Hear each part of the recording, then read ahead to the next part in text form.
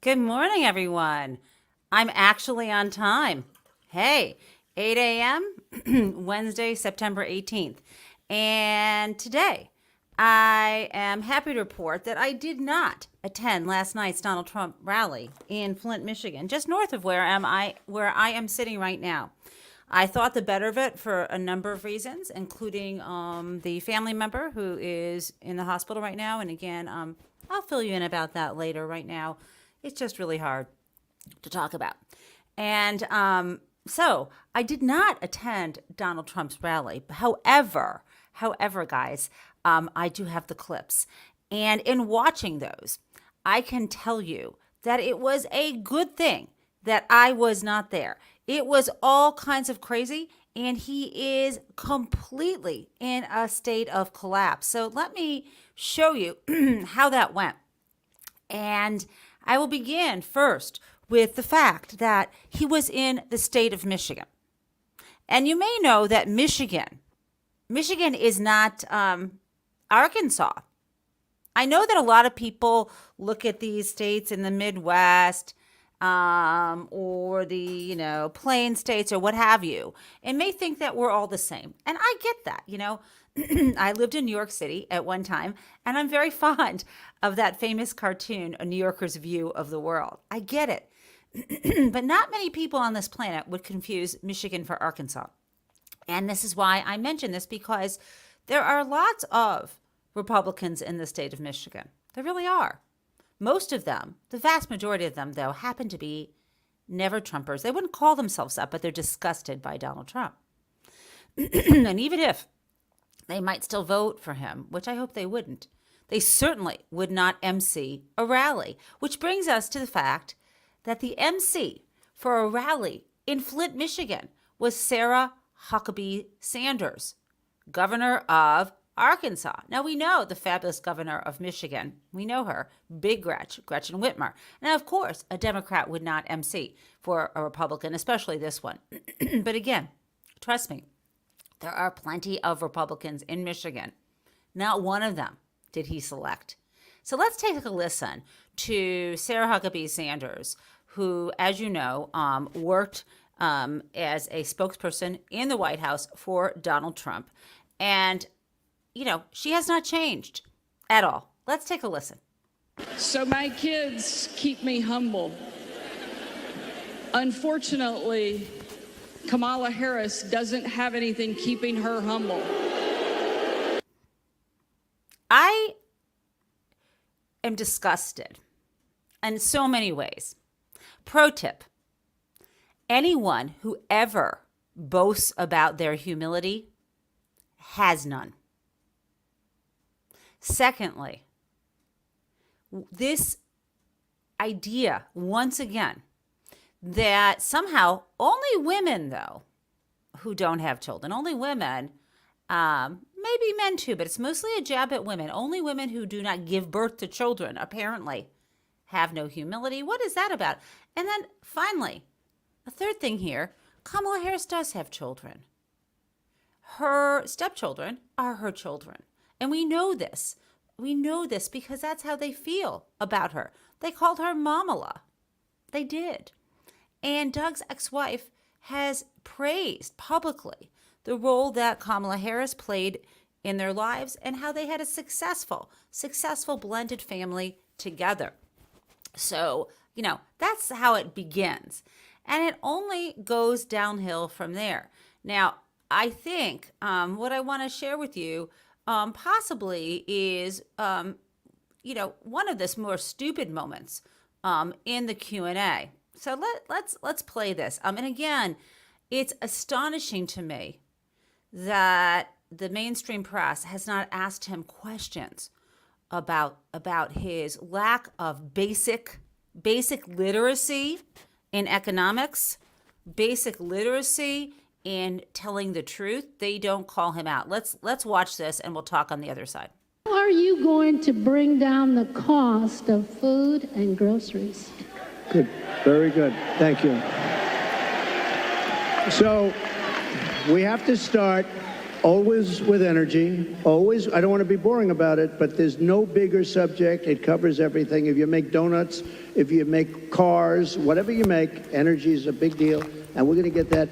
It's my ambition to get your energy bill within 12 months down 50%. If I can do that, we've done a hell of a job. 5-0, not 15, 50. Interest rates are going to follow, and actually they're going to follow for another reason. The economy is now not good, and interest rates, you'll see they'll do the rate cut and all the political stuff tomorrow, I think. And, will he do a half a point? Will he do a quarter of a point? But the reason is because the economy is not good. Otherwise, you wouldn't be able to do it. But we're going to get interest rates down, and we got to work with our farmers. Our farmers are being decimated right now. They're being absolutely decimated. And, one of the reasons is we allow a lot of farm product into our country, and we're going to have to be a little bit like other countries. We're not going to allow so much There's a lot. There's a lot to unpack there, guys. Holy shit. Now, a couple things that people are noticing is, and I noticed immediately, it looks like he has gained a lot of weight. He was looking slimmer before. And, adults, their weight fluctuates. Mine does. That's how it does. But when I see something like that in myself or in someone else, it would tell me something's going on medically. Maybe it's stress. Maybe, I don't know. I don't know what's going on with that. But I want to actually also, most importantly, talk about what he said. And in order to do this, guys, there was so much in there that I want to unpack it. I'm gonna do the news layout, and we're going to pack it line by line, okay? Because I think this is necessary here. Okay, let's do it. On the cost of food and groceries. Okay, so this was a woman in the audience, and she was talking about lovely lady. She said she was a mom, a grandmom, and she actually had some great grandkids too. And she knows how expensive it is when we go to the grocery store. And there are lots of reasons for this, some of which, as you know, I've spoken about. Lindsay Owens from the Groundwork Collective is writing a book about the price gouging that is going on. John Nichols of The Nation wrote a book about pandemic profiteers.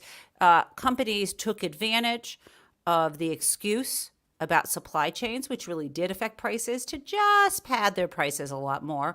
And then, of course, there can be inflation as well, right? Now, what is Donald Trump's answer to this? Well, first of all, it's kind of weird, but let's play the first part. Good. Very good. Thank you. So we have to start always with energy, always. I don't want to be boring about it, but there's no bigger subject. It covers everything. If you make donuts, if you make cars, whatever you make, energy is a big deal. Okay, first of all, she was asking about the grocery store and donuts and cars. Last time I looked, I mean, you can buy donuts at the grocery store, but I think cars, unless they're matchbook cars, aren't there. And his first answer is about energy prices. And yes, energy prices, that's important. But we know that Joe Biden brought down the price. And I know he's talking about the price of oil because I think he doesn't mean energy. Someone translated this. I hate to translate for him, but I think he means the cost of crude oil, et cetera, because it comes into many products as well as a transportation aspect. But as we've talked about on this show, Joe Biden masterfully using market forces ended up dipping into the strategic oil reserve as a way to force other suppliers to cut their prices. We can go into that later, but this idea that he's going to bring down energy prices as a method of cutting prices in our supermarkets when Joe Biden has already been very good at that doesn't make a lot of sense. Let's continue. And we're going to get that. It's my ambition to get your energy bill within 12 months down 50%. If I can do that, we've done a hell of a job. 5-0, not 15. Yes, and I hear you. Nick, you are right. 56 Nick Rich. I shouldn't sane wash this. I'm actually not sane washing it. I'm trying real hard not to do this. But when my mind sees chaos in a puzzle, I always try to explain. And I think I'm not sane washing. I'm actually explaining how broken his mind is. Let's continue. 50. Interest rates are going to follow, and actually they're going to follow for another reason. The economy is now not good. Okay. Interest rates are going to follow. So follow what? He's somehow cutting energy prices in half. Okay. Interest rates are going to be cut in half. But then what doesn't make sense at all is, first of all, the Fed is independent, in theory. And right now I don't want to talk about the governance structure of the Fed. It's kind of considered a government agency, but it has some independent aspects as well. But the bottom line is, how would Fed rate cuts be happening into the future? And then he suddenly remembers, no, today, September 18th, the Fed is meeting, the Federal Reserve Open Market Committee, where they decide about rate cuts.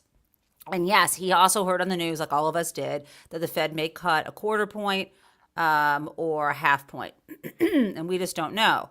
He probably watched Andrew Ross Sorkin on the news the other day talk about this, or any other commentator saying that it doesn't really matter what the rate cut is. Rates are going to be coming down. And no, it's not because the economy is bad. It's because interest rates have been going up and up and up. And the Fed, as you may know, has a dual mandate.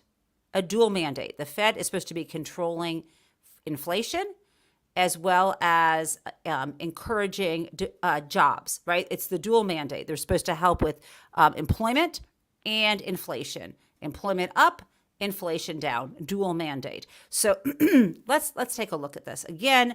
So now he realizes he's talking about, his brain is like, well, rate cuts, boom, I see a squirrel, rate cuts. Okay, the Fed is meeting today. And interest rates are going to start to go down and the economy is going to improve from here, right? It is. That's what happens. These are cycles.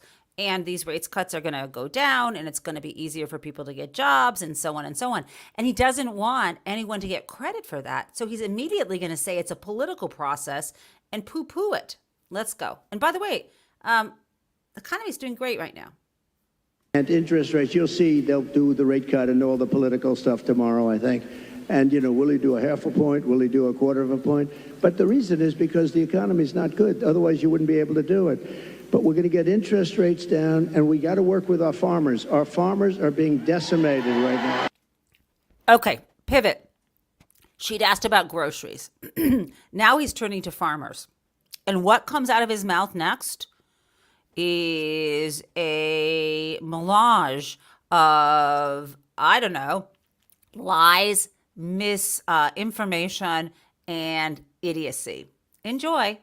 They're being absolutely decimated. And one of the reasons is we allow a lot of farm product into our country, and we're going to have to be a little bit like other countries. We're not going to allow so much come. Oh, okay. So what he says next is, and sometimes we are actually, in some categories, I think we're a net exporter, not importer of farm goods. But that beside the point. He's now saying we're going to block imports or tariff imports of farm goods. Now, get this. Reduce the supply is his plan. Okay. Again, you don't have to be an expert in economics. Let's just look at this. He wants to reduce the supply of farm goods. So reduce the supply of vegetables and fruit and things that are grown not on farms, right? Reduce the supply of that into the United States. And then he says that will result in lower prices. That's his solution for lower prices. I kid you not. Now, also, if we're going to grow more of our food here, and that's cool if that's what we want to do, who is going to work on the farms? He is also planning to, immediately round up and send out of the country and deport 10 million plus immigrants who are here as undocumented workers. What the hell does he think they're doing for work? I'm not talking about the immigrants from Haiti who are in Springfield working in factories, who are here, lawfully, and I put that in quotes. I'm talking about people who are here undocumented, and maybe here lawfully. They may have a valid asylum claim, but they didn't come through a process because no process exists for coming here.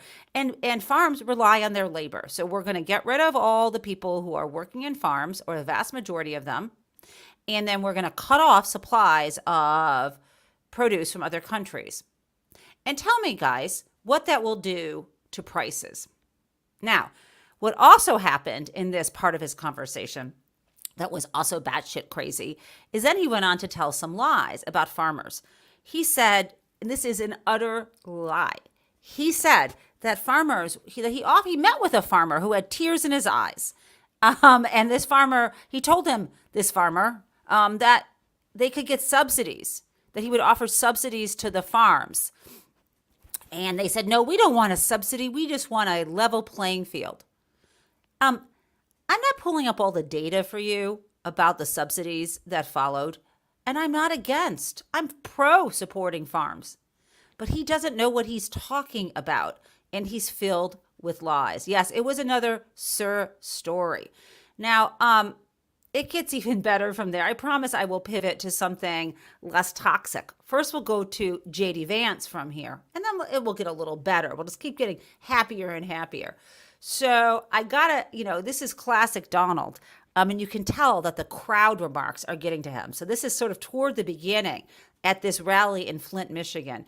And, it was a complete disaster. He may have a crowd there, but what came out of his mouth, there is no way that people can ignore this. Any business person or any person who says they're voting for Donald Trump because of the economy, ask them about supply and demand. Just the basics, guys. Okay, let's play this. This is also cuckoo.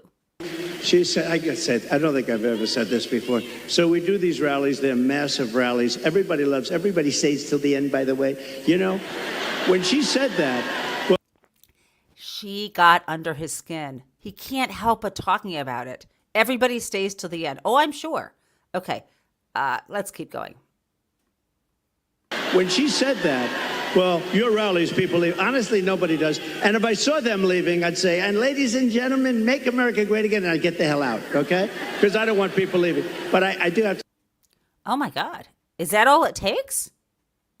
Is there any way someone could stage a rally and have everybody leave? Or even 1, 2, 10 people leave? And then he could say, make America great again and leave? I don't think so.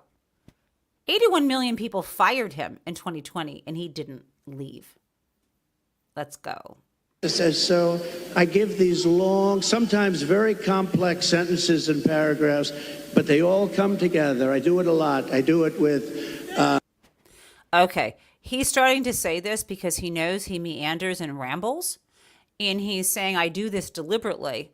And then, after he makes that disclaimer, it's kind of like how, investment companies are required to have that TV disclaimer where they say past performance is no guarantee of future results. Yes, I have it memorized. And then they go on and talk about their past performance and how great it was.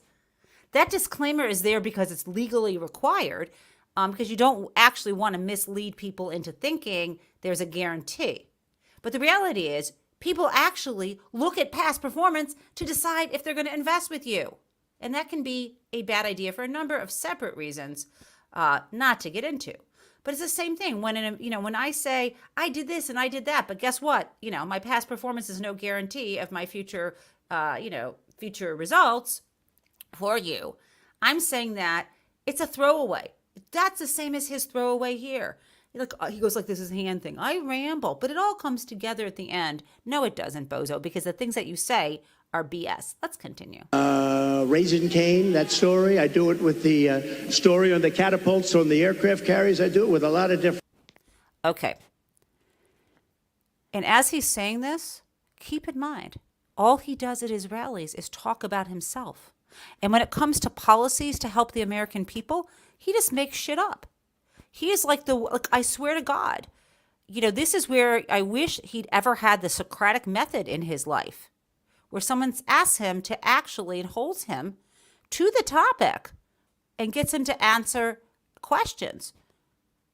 Could you explain the math, just the basic math, Donald, behind this idea of reducing imports and exporting workers on farms? How is that going to lower prices? And hold him to it. But no, he said he just wants to ramble. So let's listen to the ramble. Stories. When I mentioned Dr. Hannibal Lecter, I'm using that as an example of people that are coming in from Silence of the Lambs. I use it. They say, it's terrible. So they say, so I'll give this long, complex area.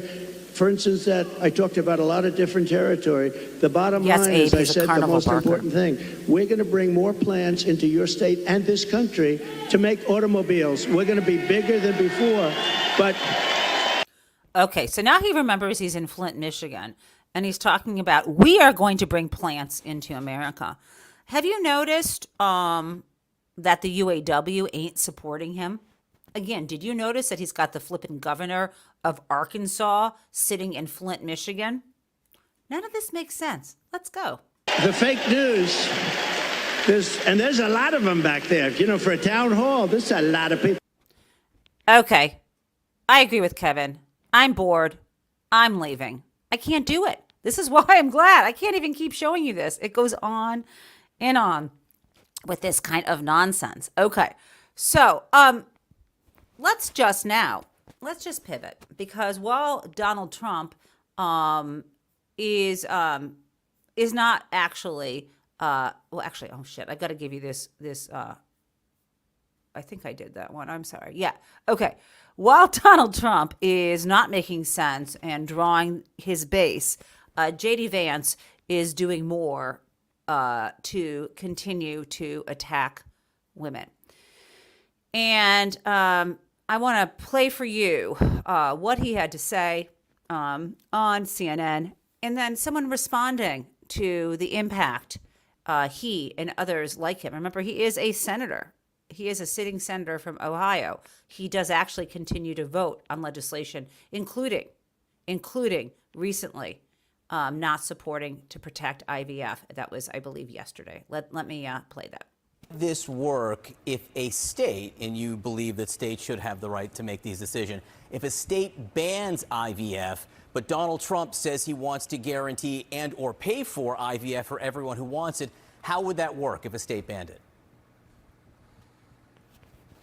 Well, John, I think it's such a ridiculous hypothetical because he always pauses when he decides I don't want to answer this, and then he fights the hypo, right? Consistently. Let's I want to play it from the beginning, and I won't interrupt this time. State, and you believe that states should have the right to make these decisions. If a state bans IVF, but Donald Trump says he wants to guarantee and or pay for IVF for everyone who wants it, how would that work if a state banned it?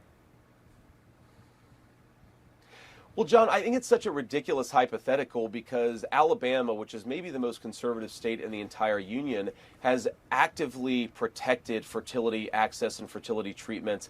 There's no state in the union, whether a right-wing state or a left-wing state, that I think is trying to ban access to fertility treatments.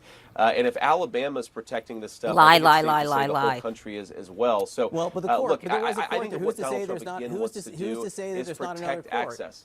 Who's to say there's not another court in another state that could decide that an IVF should be banned? It happened in Alabama for a minute. You also voted against a measure in the Senate that would have guaranteed access to IVF around the country. So it's possible, right? Well, two things, John. First of all, yes, a court made that decision in Alabama, and like the next second, the Alabama state legislature fixed that problem and ensured women had access to these fertility treatments. And all that I voted on, John, is for religious liberty. Whose religious liberty? Whose? His. Let's play this. This is the impact on real people. What men, mostly, like JD Vance, craven, power-hungry sellouts do, and how they harm women and men and all families and all people. Donald Trump and his allies continuously brag about killing Roe v. Wade. And it is unthinkable to me that anyone could cheer on the cruel abortion bans that nearly took my life. But they do. Tonight we're going to hear from Trump's running mate, JD Vance, a man with a record just as extreme and an agenda just as threatening as Donald Trump. Don't just take my word for it. He has an A+ rating from the Susan B. Anthony Pro-Choice America list and supports a nationwide abortion ban. He wanted to make it harder for Ohio voters to engage in a democratic process and vote to protect their fundamental right to reproductive health care. And his anti-choice agenda is so extreme that he doesn't even think there should be exceptions for rape or incest survivors. Actually saying two wrongs don't make a right. He calls these devastating circumstances inconvenient. My husband Josh and I are now desperately trying to start a family through IVF, but J.D. Vance voted against legislation to protect IVF. It's appalling. Tragically, my story is not unique. I am one of many women in our country whose life has been put at risk because of Donald Trump and J.D. Vance's anti-reproductive freedom agenda. I know this because I've met them. From Texas to Arizona, Idaho to Georgia, women like me have been told that we're not sick enough to receive care that we desperately need. We've been turned away from hospitals. We've been found collapsed on bathroom floors.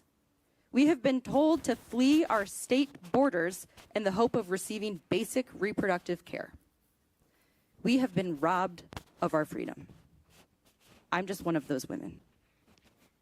So I saw in the chat people were a little bit confused when she said the Susan B. Anthony pro-choice organization. It's actually something called Susan B. Anthony Pro-Life America, I think is what she was referring to.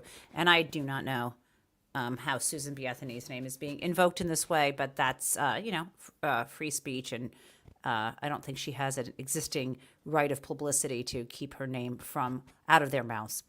Now, it gets even worse than this, you guys, and this is really hard. And I guess I want to give, I wouldn't call it a trigger warning, but a warning that we're going to talk about a woman from Georgia who lost her life, a mother who was, I believe, starting or about to start nursing school.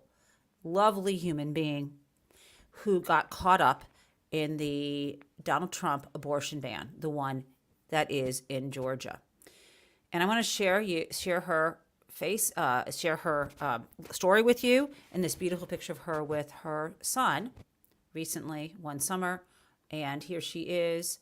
Her name is Amber Nicole Thurman.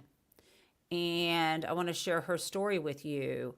It is utterly tragic that she was pregnant and had to make a decision. That it was, I think she was very early in her pregnancy. I'm going to go back to her beautiful photo.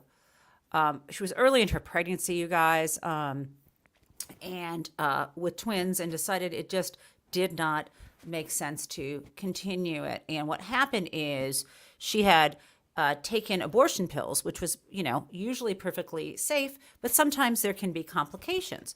And what happened with her is that she hadn't fully expelled the tissue from her body. And so she showed up at a hospital. And normally what would have happened until the Donald Trump abortion ban, until he appointed the Supreme Court justices, largely who lied, committed perjury when at their Senate confirmation hearings. At any rate, Donald Trump's abortion ban here in Georgia would never have been okay before Roe versus Wade was overturned. So Amber Nicole Thurman takes these pills. She shows up at the hospital, and all she needed was a D&C, which is called a dilation and curettage. And that would have been to just clear the tissue that was left from her uterus, right? There is no fetus in there. She had an early medication abortion. So she comes into the hospital and they wouldn't treat her. So she is waiting in pain in the hospital bed. It's there to seek help. She needed immediate help at that point, immediate medical intervention. And she was very worried because at home, she had a 6-year-old son, the one we saw at the beach we're looking at right now with her. And the doctors were monitoring her, guys. The doctors were monitoring her. And, instead of treating her, they had to wait. They had to wait until she was nearly dead under the law to treat her. They waited hours, 20 hours, almost an entire day to operate on her. And the doctors watched her to see if the infection would spread, if she would be septic.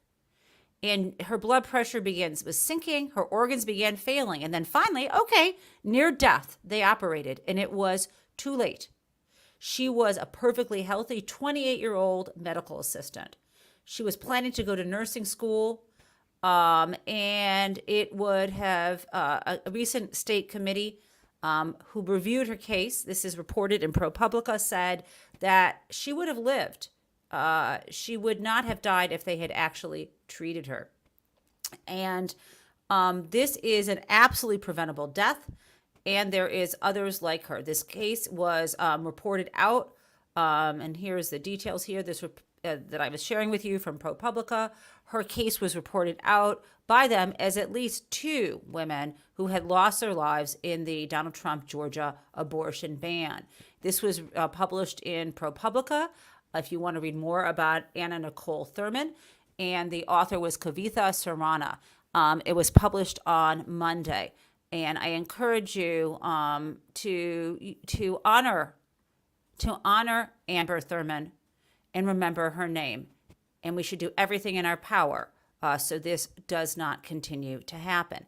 So that is what Donald Trump and J.D. Vance want for women in America. And I'm sad to say, but that is absolutely true. Now, meanwhile, there's more going on at the Supreme Court. And I want to unpack this very briefly. I'm sure that you saw some stories coming out this week, in particular, a story in the New York Times. And I'm going to give you that headline real quick. This is the story by Jody Cantor and Adam Liptak. And it was in the New York Times this weekend. And it's about how corrupt John Roberts is. And we often think, and this is a fabulous piece here I'm going to go back to, by Dahlia Lithwick in Slate and Michael Joseph Stern. And so I'm going to pack this all together. I love their headline. They said, "We helped John Roberts construct his image as a centrist. We were so wrong." Okay, what is this about? Dahlia Lithwick and Mark Joseph Stern are commenting on, this came out yesterday, the story of Jody Cantor in the New York Times, this piece by Jody Cantor and Adam Liptak.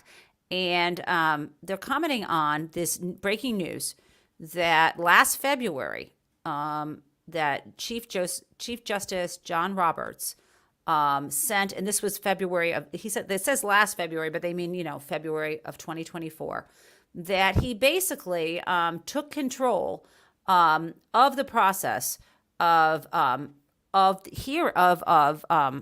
making a decision, almost pressuring, almost unilaterally, around how these cases of challenging Donald Trump, whether it is trying to get him off the ballot in Colorado, or this case that was being coming up from the Judge Chutkan case, the immunity case, right? This emerged from Donald Trump appealing the indictment or challenging the indictment brought by Jack Smith, arguing that he interfered in the election in 2020 leading up to January 6th, right? This is the case where Donald Trump argued, and his lawyers argued, that he was immune because, if a president does it, it's not illegal. And you might remember it went from Judge Chutkan up to the D.C. Circuit, and they said, no, you are not immune. It was this beautiful decision, and then the Supreme Court decided to take the case. That's what we're talking about here. And what I want to make clear is that this is somewhat complicated, but the bottom line, it comes down to this, and this is the most important piece of this. Samuel Alito was assigned to the case involving, it's called Fisher, and it was a case involving insurrectionists at the Capitol who were challenging the fact that they were charged as obstructing a sort of obstruction of an official proceeding charge. And this was a case that it got assigned to him, and then suddenly the Chief Justice took the case away. And so I'm going to read this one piece in the New York Times. It says, another case involving a highly unusual switch. In April, the Chief Justice Roberts had assigned Alito to write a majority opinion saying that the prosecutors had gone too far in bringing obstruction charges against some Capitol rioters, right? That was what the majority of the justices on the court were believing after their memos and conferences. And so I said, okay, Alito, you write it. But then in May, right, just a month later, the Chief Justice took it over.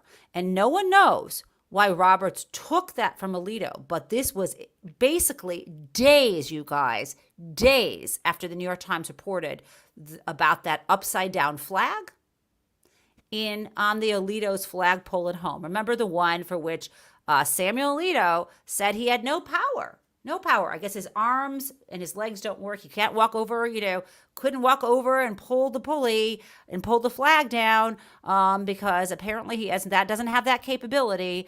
And he claims that it was his wife who put that up here. And this was an upside down American flag associated with the insurrection. This was before we learned about his other flags and that also are associated with the insurrection and with Christian nationalism that were at his other house. At any rate, so again, Alito was supposed to write this opinion saying that prosecutors went too far in charging these rioters at the Capitol with obstruction, right? This is a decision, and the Times, had just days after the New York Times reported about the upside-down flag associated with the Stop the Steal movement and the insurrection, that was days later that he took the case away from him. Now, I think you know that senators and other elected officials, as well as members of the public and the Academy, were crying out for and officially asking the Chief Justice to take Alito as well. Let me just back up. We were asking that to require Alito to recuse himself, right? And to require Clarence Thomas to recuse himself. Neither of them should have been on any of the cases. One, because we know that in this instance, Alito seemed to be biased in favor of the Stop the Steal and the insurrectionist movement, one. And because Clarence Thomas's wife, Ginny, had relevant texts and communication with people involved in the case against Donald Trump related to interfering in the election. Like she was involved in the fake elector scheme. And Roberts refused. And it goes on from there. One more point. Is that the liberal justices and Roberts had initially said, maybe we shouldn't hear the case that Donald Trump brought up asking for immunity. And he kind of tricked the liberal justices, took the case, and then squeezed them out in the decision. So this is what we know. And it is especially disturbing, guys, because there's always a tweet. And a couple years ago, and it seems so crazy, one of Donald Trump's lawyers, and I just want you to follow this with me. One of Donald Trump's lawyers a few years ago mentioned, it was leaked somehow and someone revealed that one of his lawyers said, don't worry about it. We have a very high-level chief judge on our side. And it seemed awfully concerning. It's not something that I had initially remembered until somebody had found a tweet that I had shared about it years ago. And so I guess what I would say to you is it is kind of more than disturbing that this has come out. Whatever shred of credibility this court has is gone in my view. And it's well past time that we expand the court, and Congress can do that, and that we do it in such a way. I think it should be 13 justices, and I don't think every president who's elected should be able to appoint them all. I think, the next coming president should appoint a portion of them and the following one another portion. But I think there are real issues with the justices on here, the court. And I do think at this point, and it's hard for me to say this, but I do think that not only should Clarence Thomas and Samuel Alito be impeached, I think actually they should go for the chief judge. These revelations are going to get worse. And I think he needs to be challenged. And I realize that this isn't the time, and there aren't the votes in the Senate yet. But I think once the House is in Democratic control, it is time to impeach John Roberts. We need a public hearing on what the Chief Justice did, and everything about the lies that the recently appointed justices and the perjury when they were in the congressional hearings. And, keep in mind, we are supposed to have checks and balances, and I think it's time for Congress to do that. I'm absolutely disgusted. Okay, so on a more happy note, I want to pivot for a moment to Kamala Harris, talking about joy. Let's do it. Madam Vice President, the joyful warrior has been used to describe You your didn't see campaign. that just a minute ago, though. Okay, I'm back to my joyful part. And your opponent and Republicans have at times weaponized you laughing in campaign ads, for example. Why is joy important to you to insert into this election? And what do you make of Republicans using that as a way to suggest that you're not a serious candidate? Well, sometimes I think, and I'll say to whoever the young people are who are watching this, there are some times when your adversaries will try and turn your strength into a weakness. That's right. Don't you let them. Don't you let them. I find joy in the American people. I find joy and optimism in what I see to be our future and our ability to invest in it. I find joy in the ambition of the people. I find joy in the dreams of the people. Keep talking. In building community. I find joy in building coalitions. I find joy in believing that the true measure of the strength of a leader is not based on who you beat down, but who you lift up. That's right.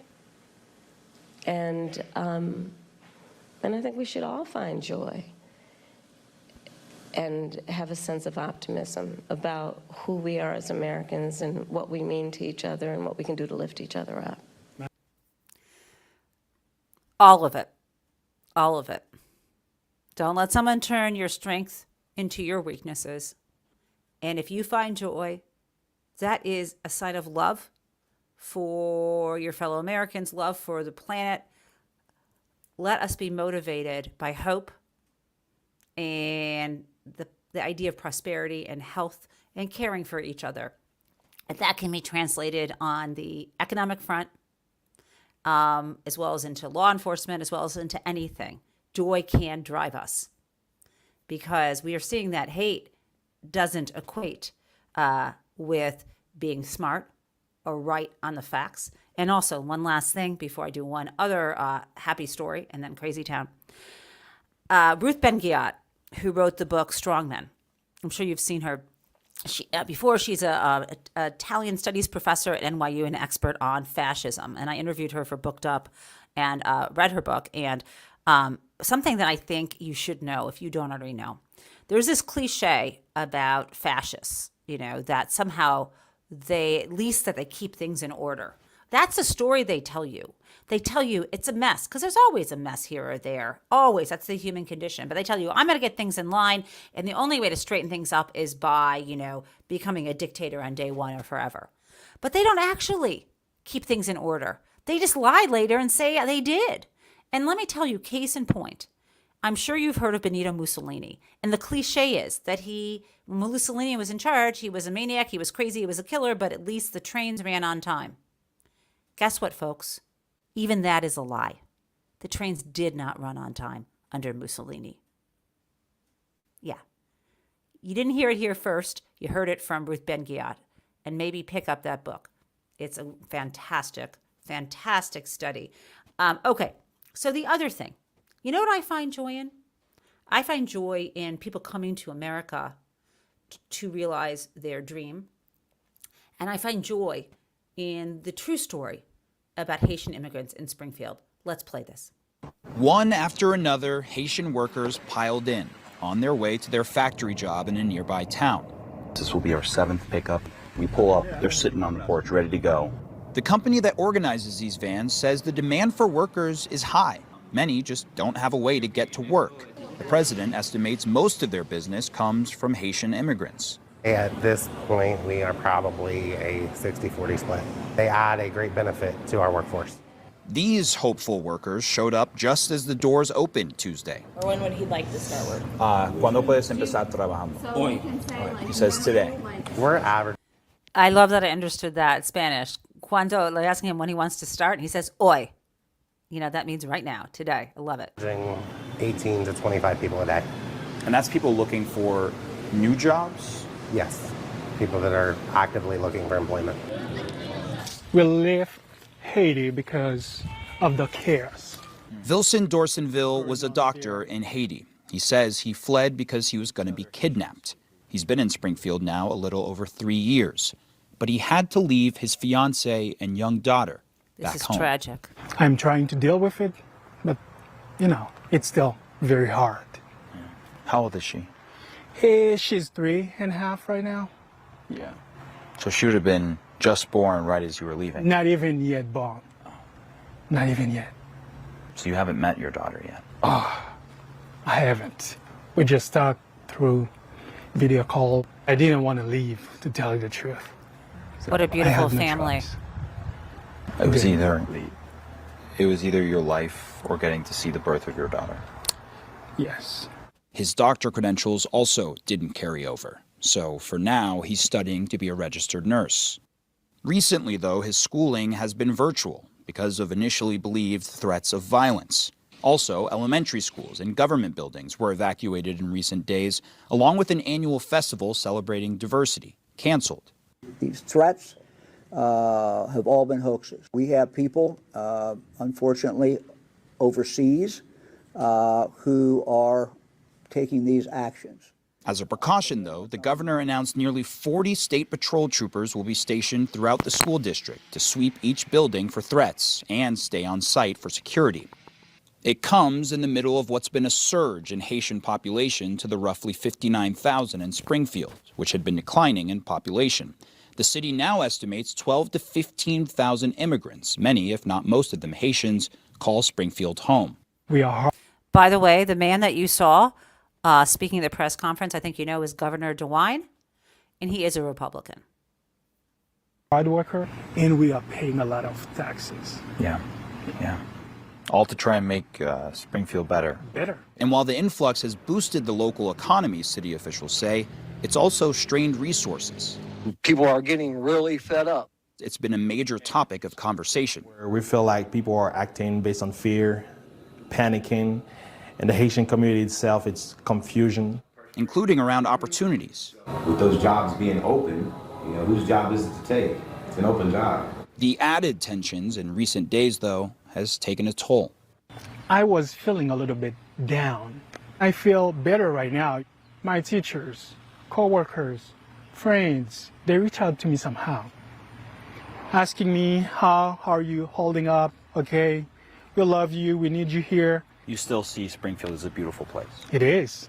He balances his new life with his old one, dreaming of uniting them both. Sometimes they call me, and there is a lot of shooting in the neighborhood. The best way to get them right here in the United States, it's through the school process. Because after graduation, you can apply to get a green card. Through this, I can get them. Now, outside, of course, you have a fire truck going by. That's the noise noise there, but outside of even the recent politics here, I mentioned the strain on resources. We have seen that pop up in various aspects. For example, the state announced new resources for primary health care because those that may be arriving here might not have had the best health care to that point, but also adding state patrol resources to local law enforcement to assist in what they say has been an increase in dangerous driving. Specifically, they pinpointed to inexperienced Haitian drivers and all others who disregard the law. So there are pressure points within this community that have been tested, again, well before the recent politics. But you talk to any of the Haitians here, none of them are being forced to come here. They all heard from someone else, another Haitian that was here previously, that this was a good place to live, and that has been a major portion of why they've ended up being here. And the city has also come out and said no one is forcing them to be here, but clearly they've found something that they wanted in this community. I mean, what a beautiful story, and how hard that is. You know, he just needs to get, this is a doctor from Haiti who is now going through the process of getting a nursing degree. And once he gets through that, he can bring his daughter and his wife. He has never seen his 3-year-old daughter in person to America. This is the American dream. I love hearing it. And I think anyone who is trying to stir up trouble, whether it's from overseas or here, and create hatred, not only should be ashamed of themselves, but should be called out and should be shown the real facts here. Now, that brings us, guys, to Crazy Town. Your appeals court rule. Shoot, that is not Crazy Town. 1 second. So, Crazy Town, of course, comes from Flint, Michigan. Last night. And it is Donald Trump, yet once again repeating something that is also equally as stupid as his idea that if you reduce supply, prices will go down. And it involves his praising climate change. So on the one hand, he's saying it exists, and maybe he's joking around, and then he makes this comment. And let's listen to it. Let's listen to it. Crazy Town is Flint, Michigan. Let's listen to this and we'll talk. Hear these people talking about global warming. That's the global warming you have to worry about. Not that the ocean's going to rise in 400 years, 1/8 of an inch, and you'll have more seafront property, right, if that happens. Okay. No, it's not 1/8 of an inch in 400 years, bozo. Nice try. Just make up some numbers. And also, he constantly says, oh, if sea level rises, won't I have more beachfront property? I don't understand how he could think that would be the case. He has, I believe, isn't Mar-a-Lago right on the ocean? And just use your brain here. I mean, he doesn't have one. It's filled with stuffing. But if the sea level rises up on your land, doesn't it reduce how much beachfront you have? I don't know. I don't know what's going on in his head, but he's supposed to be a guy in real estate. In location. Yes, you don't get more beachfront property if your beach is fucking underwater, Donald. Jesus Christ, how has this man gotten this far in life? America, come to your flippin' senses. How much can someone fail upward? I just don't get it. But anyway, that's what I got for you, and I'll see you tomorrow morning. Same time, same place. It's been great. Thanks for watching, and remember, subscribe if you can and share, because when you subscribe, it helps me feel motivated. I'm seeing the numbers go up, and it keeps them going every morning at 8 a.m. and also Saturdays at 4.